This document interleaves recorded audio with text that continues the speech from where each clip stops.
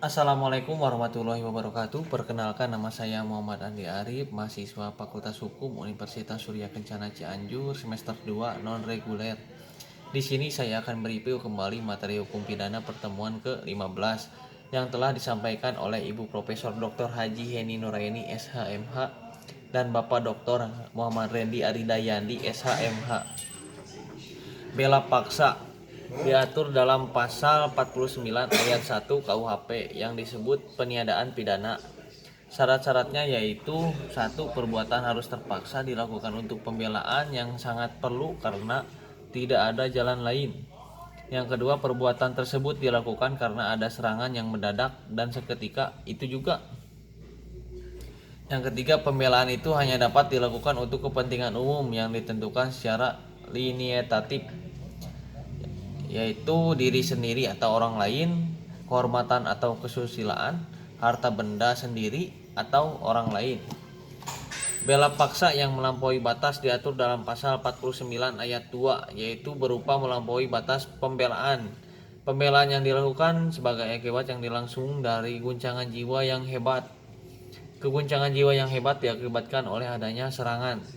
Norwegian access harus dilakukan dalam hal adanya guncangan yang hebat, perasaan takut, khawatir, atau bingung. Perasaan bela paksa yang dapat dijadikan alasan pemaaf bukan pembenar. Melaksanaan ketentuan undang-undang. Syarat melaksanakan perintah undang-undang adalah harus ada perbuatan melaksanakan undang-undang untuk kepentingan umum. Yang kedua, perbuatan tidak terbatas pada perintah undang-undang saja, tetapi atas wewenang yang diberikan undang-undang. Perbuatan harus patut, wajar, dan masuk akal.